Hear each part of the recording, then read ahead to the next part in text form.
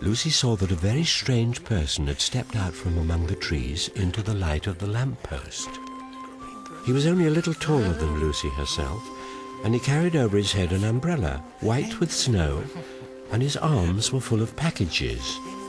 From the waist upwards, he was like a man, but his legs were shaped like a goat's, and the hair on them was glossy black. He was a fawn. Oh, my! Oh, goodness gracious me, Oh, I'm so sorry. I made you drop your parcel. No, it's all right. No, don't bother. No, it's my fault entirely. I was startled to see...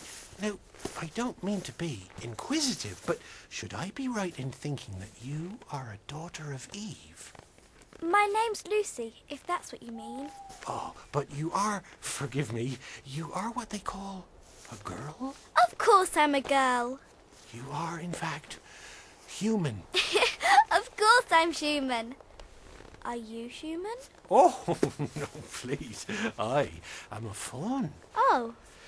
I've never seen a son of Adam or a daughter of Eve before. I'm delighted. That is to say, I'm delighted. Delighted. Allow me to introduce myself. My name is Tumnus. Very pleased to meet you, Mr. Tumnus. And may I ask, oh, Lucy, daughter of Eve, how you have come into Narnia? Narnia?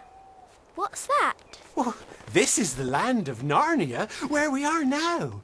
All that lies between the lamppost and the great castle of Cair Paravel on the eastern sea. And you have come from the wild woods of the west? I got in through the wardrobe in the spare room. Oh, if only I'd worked harder at geography when I was a little fawn, I should doubtless know all about those strange countries. But they aren't countries at all. It's only just back there. At least, I'm not sure. It's summer there. Oh, meanwhile, it's winter in Narnia, and it has been for ever so long. And we shall both catch cold if we stand here talking in the snow. Daughter of Eve, from the far land of Spare where eternal summer reigns around the bright city of Wardrobe, how would it be if you came and had tea with me? Thank you very much, Mr. Tumnus. But I really should be getting back. Oh, but it's only just around the corner, and there will be a roaring fire, and toast, and sardines, and cake. Well, that's very kind of you, but I shan't be able to stay long. Oh, well, if you will take my arm, daughter of Eve, I shall be able to hold the umbrella over both of us. That's the way. And now, off we go.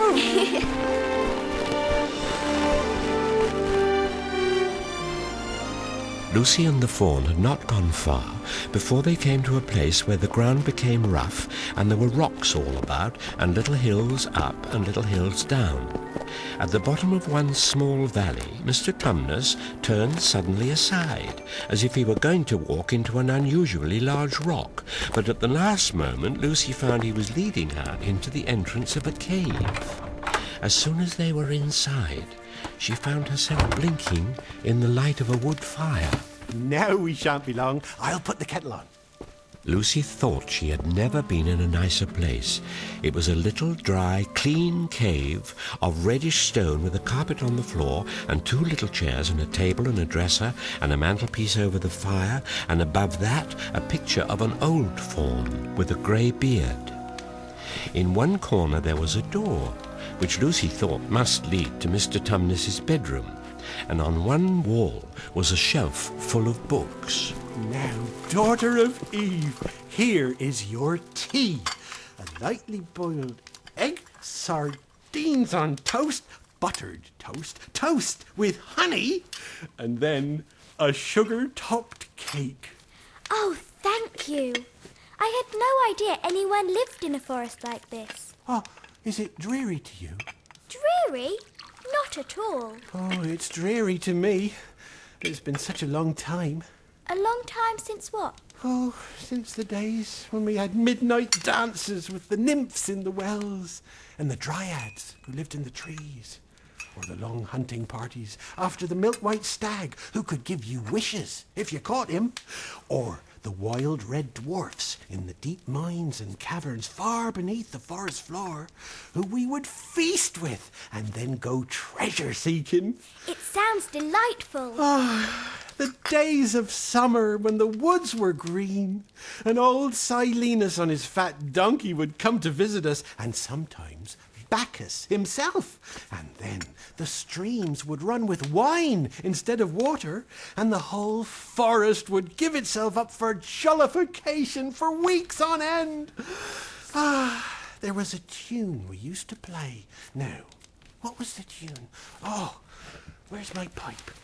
Here. And the tune he played made Lucy want to cry and laugh and dance and go to sleep all at the same time. It must have been hours later she shook herself and said, Oh, Mr. Tumnus, I'm so sorry to stop you, and I do love that tune, but really, I must go home. I only meant to stay for a few minutes. Oh, it's no good now, you know. No good? What do you mean? I've got to go home at once. Oh. The others will be wondering what's happened to me. It's no good. Mr. Tumnus, whatever is the matter? Why are you crying? Me? Oh, please, Mr. Tumnus, don't cry. What's the matter? Aren't you well? Here, take my handkerchief. Oh, thank you. Now do tell me what's wrong. Mr. Tumnus, please. Oh, me, oh, me, oh, me. Stop. Stop at once. You ought to be ashamed of yourself. A great big fawn like you. What on earth are you crying about? Well, I'm crying because I'm such a bad fawn. I don't think you're a bad fawn at all. I think you're a very good fawn. You're the nicest fawn I've ever met. Oh, you wouldn't say that if you knew. Oh, no, I'm a bad fawn. I don't suppose there ever was a worse fawn since the beginning of the world. But what have you done? Oh, my old father, that's his picture over the fireplace. He never would have done a thing like this. A thing like what? Like what I've done. I've taken service under the White Witch. That's what I am. I'm in the pay of the White Witch. Who's she? Why, it's she that's got all Narnia under her thumb. It's she that makes it always winter. Always winter and never Christmas. Think of that. How awful. But what does she pay you for? Oh, that's the worst of it. I'm a kidnapper for her. That's what I am. Look at me, daughter of Eve. Now, would you believe that I'm the sort of fawn to meet a poor, innocent child in the wood, one that never done me any harm, and pretend to be friendly with it and invite it home to my cave, all for the sake of lulling it to sleep and then handing it over to the White Witch?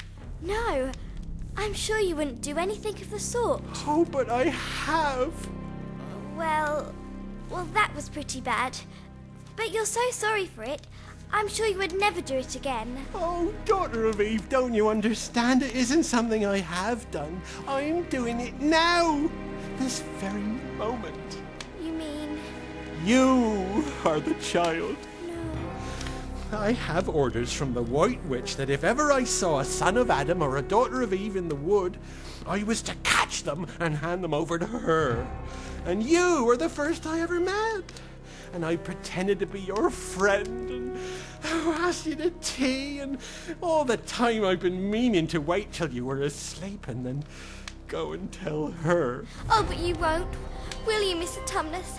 Indeed you mustn't. Well, if I don't, she's sure to find out, and she'll have my tail cut off, and my horns sawn off, and my beard plucked out, and she'll wave her hand over my beautiful cloven hoofs and turn them into horrid solid hoofs like a wretched horse's.